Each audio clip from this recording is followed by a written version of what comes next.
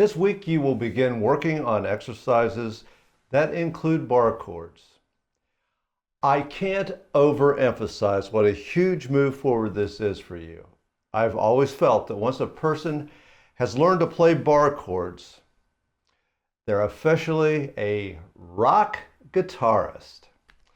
When I began taking guitar lessons, you couldn't Google bar chords and learn how to play them. I didn't have any close friends that knew how either, so I was stuck playing open chords, and that is a tough way to play rock songs. I even had a guitar instructor that taught me the basics using the Mel Bay instructional series, and he just flat out told me he was more of a jazz player and didn't play bar chords. To this day, I don't understand how he could play guitar and not play bar chords, regardless of the style of music. Still, that was my experience. 4 or 5 years after beginning to play guitar, I started taking lessons from the top instructor in town, Jeff Thurston. A shout out to one of my first teachers.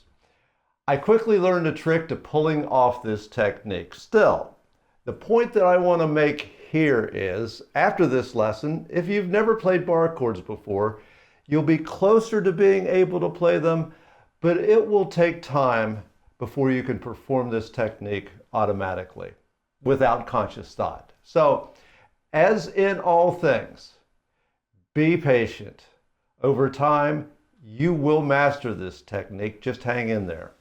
If you're into metal, you'll have fun with the next exercise because this is a technique that is used in many of your favorite songs. Even if you're not a metal fan, you'll find that this is a great finger strengthening exercise. Practice this technique and you'll be playing 6-string bar chords before you know it. And that's the real purpose of this exercise. It is an excellent way to strengthen the first finger bar in preparation for bar chords. In hard rock and metal, the guitar is often tuned lower than standard pitch. This adds low frequencies, creating a very thick, powerful sound.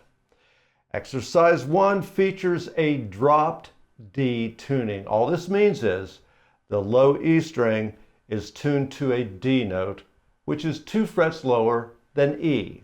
If you have a tuner, just tune the 6th string to the D below E. Let me make a quick guitar change here and I'll show you what I mean. All right, I've got my trusty Les Paul here. I'm also plugged into a tuner, so I'll be looking over here cheating.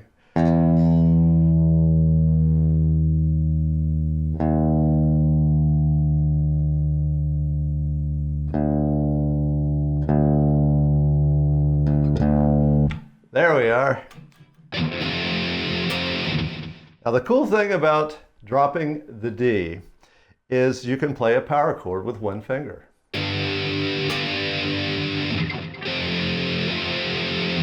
At the same time, you're used to thinking this position as being in A. Well, because it's dropped a whole step lower, this is actually a G note. So this is a G power chord.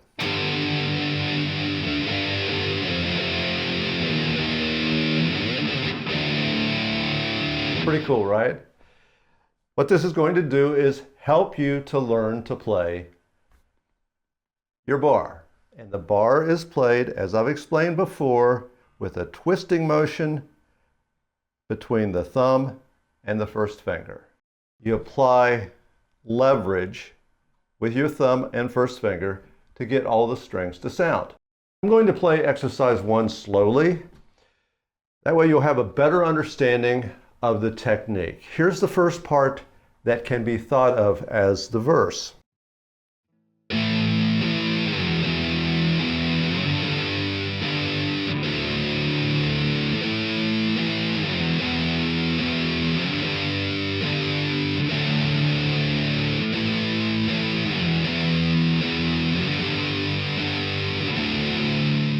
The next part is a little tricky because of the 16th notes. It will take some practice at a very slow tempo to learn the rhythm.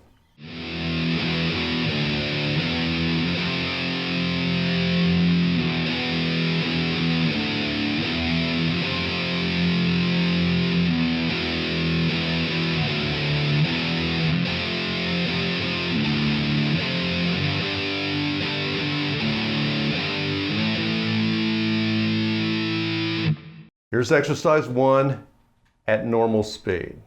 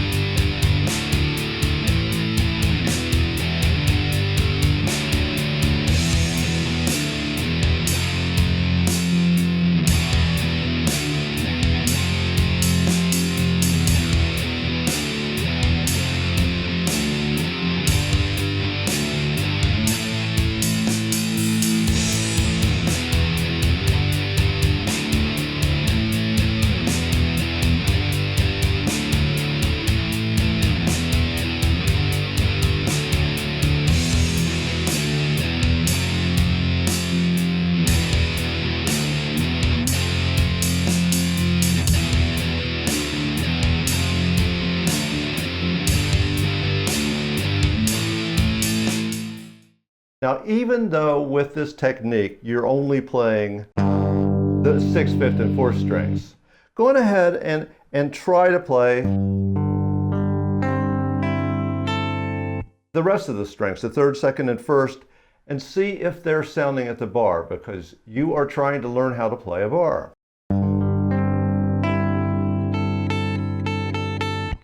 Although drop D is a popular tuning, I prefer to teach beginners standard tuning. Maybe that's a conservative approach, but I think it's better to learn how to play using standard techniques, equipment, and tone before experimenting.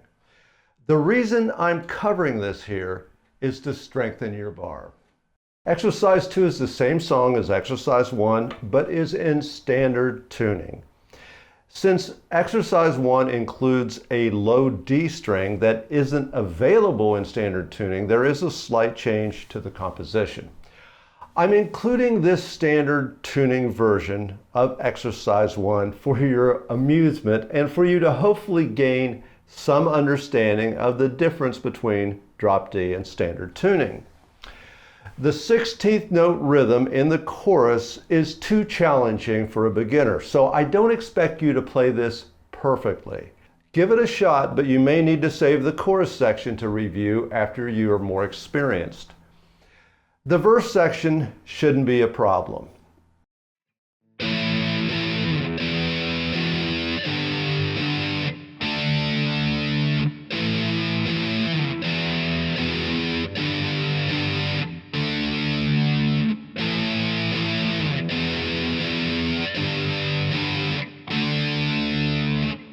Okay, coming up is the chorus, and you will notice the level of difficulty caused by the 16th note section. Also, the part was revised for standard tuning, and this revision is much more challenging than the original drop D version. Here's the chorus played slowly.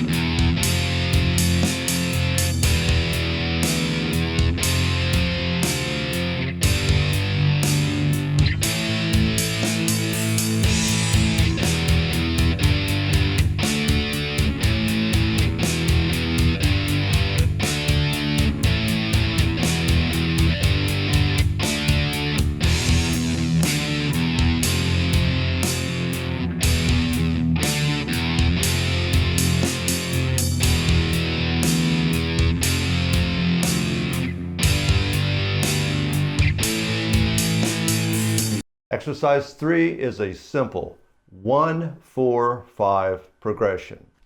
What I mean by that is it uses the 1st, 4th, and 5th intervals of the major scale. Here's a brief overview of what I mean by this. Here is the C major scale.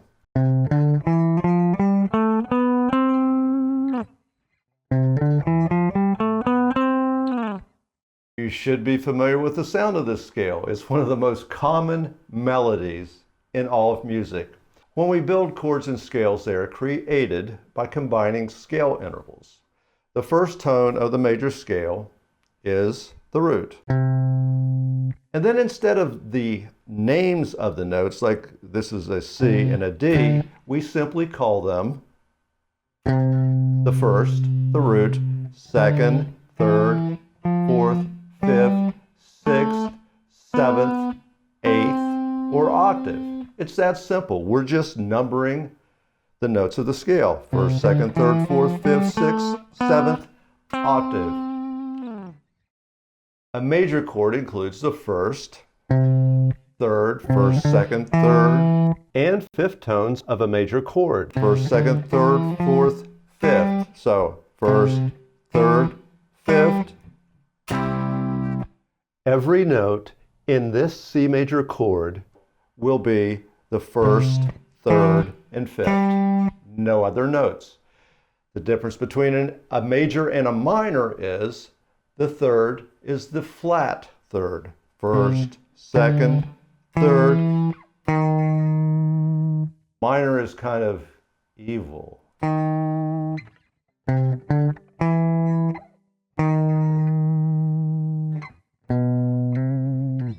Anyway, so the scale formula for, I got sidetracked there thinking about evil. That's a bad thing, I know. Okay, so first, second, third, flat third. Every note in the C minor chord contains only the first, flat third, and fifth of the scale. All chords are derived from formulas similar to this. I'm going through this quickly, I know. You're not expected to memorize what I'm explaining. I just want to give you a very brief overview. We'll go into depth on this subject in the future. As mentioned before, power chords are a fifth type interval. They include the first and fifth tones of the scale. So A, the first, second, third, fourth, fifth. So that should look familiar. That is the A power chord. When you add the fourth string, all you're doing is you're adding another A. It still only has two notes in it. That's why it's an interval. Intervals are two notes. Chords are three or more notes. If you're playing a G power chord, fifth type interval, first, second, third, fourth, fifth. First, fifth. It's that simple. Exercise 3 includes one of the most common chord progressions in all of rock. Hundreds of songs are based on these simple chord changes.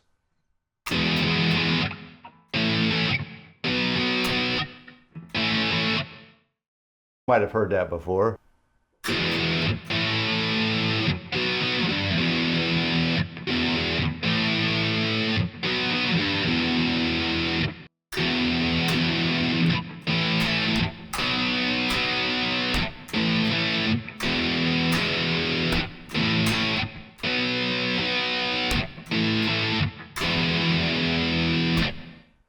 So it just shows you that even though it's the same chord progression, the songs don't sound the same because of the rhythmic changes with these chords. Decided I needed a close-up for this one, so please excuse my friend, the camera. This first chord is E. I explained this chord briefly last week. It's the same as A minor, just played on a lower set of strings. So there it is, E major. So you've got that one down. You learned A minor, you know E major. Here's an open A chord, the second chord in exercise 3, and it's played like this. Now even though you can't see it here, the first string is open. And that's kind of difficult. You gotta really be careful with this finger right here that it's attacking the strings straight on, not like this. And that will leave you space to allow the first string to sound. While you're learning this chord, there's a good chance that the first string is not going to sound. You will be deadening it slightly with this third finger. That's okay, it will sound like this. Still, it's an A chord, it's just missing the second E in the chord. The third chord is difficult. You're not expected to play this one perfect before moving on to the next lesson. You'll master this over time. If you've never played this one before and you can play this clearly, over the next week, you're a musical genius. Okay, that may be an exaggeration, but I still find you to be very impressive. This chord uses a 5-string bar, and it's played like this. Okay, I play it with a second bar added right here. An easier way for a beginner to play it is like this. I hardly ever play it like that, but you have your choice. You could do it either this way. And remember, the first string has to sound at the bar, or you can play it this way. And that's really tough to get it to sound from the bar. What's going to probably happen, because you have to bend this finger just a little bit to lift it up just enough so it's able to be pressing on the second string, but it's lifted enough to let it sound from the bar on the first string, okay?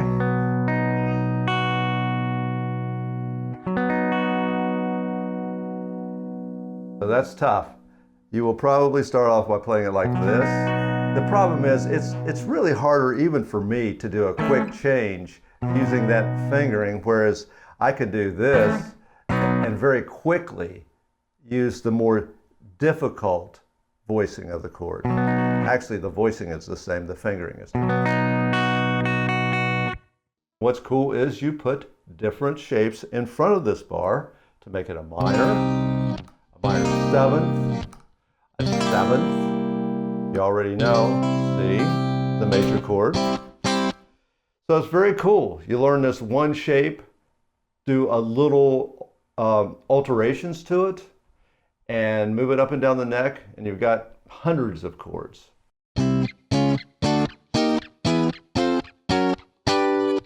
In the third generation of the Complete Basic course, I didn't teach this chord until the intermediate level because it is difficult. But just like I showed you the basics of 6-string bar chords earlier in the course, why not get started with this right now? Play around with it, and you will be able to do it eventually. Probably not this week, but then again, you might be able to. The double bar, as I said, is optional. The fingering designated in the tab shows the notes in front of the bar, as I explained earlier. This is the easiest way to fret it. Okay, so let's do exercise 3.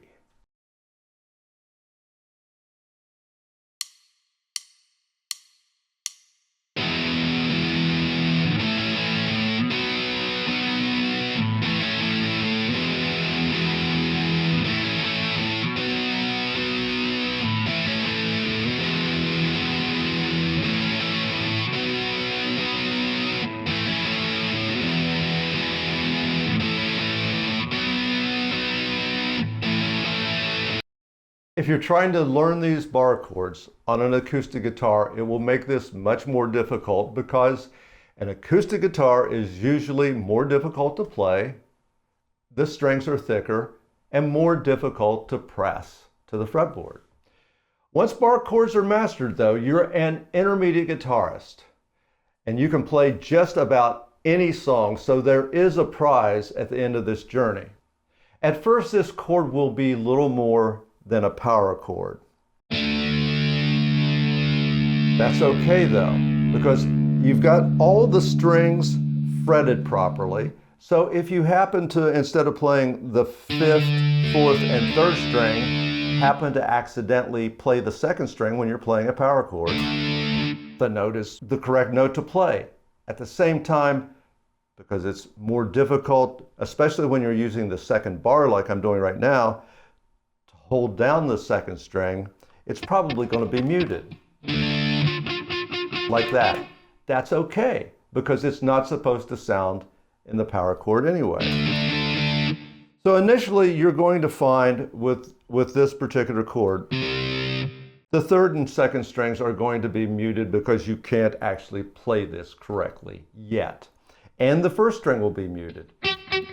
That's okay. The chord will still sound roughly correct, not perfect. You won't have all 5 strings, but you'll at least have this much of it. And it will work in the song, and nobody will know the difference actually, because most rock guitar is played with the 5th, 4th, and 3rd strings, or the 6th, 5th, and 4th strings power chords. So be patient with this one. It could take a while before you've got it down. As I've explained many times, be patient. So anyway, move on to next week's lesson, even though this one may be less than perfect. Exercise 4 includes the D chord that you've already learned and a couple of suspended chords that are easier to play than the name implies. I mean, suspended, that sounds like a little more difficult. Actually, they're easier to play. There are hundreds of songs that use the technique that I'm going to show you in exercise 4 when playing a D chord. You'll notice when you're playing this one that all you're doing is moving the notes up on the first string. You're playing this. 2nd fret, 3rd fret, along with the D chord. So watch.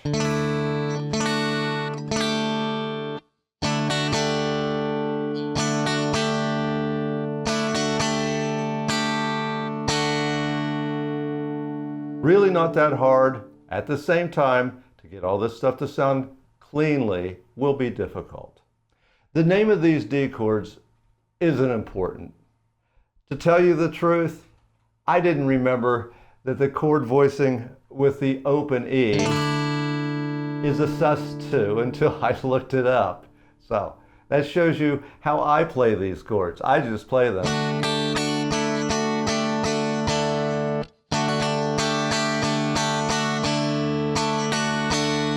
You could do that without actually knowing the names of the chords. I simply picture this as the same chord, but the note on the first string changes.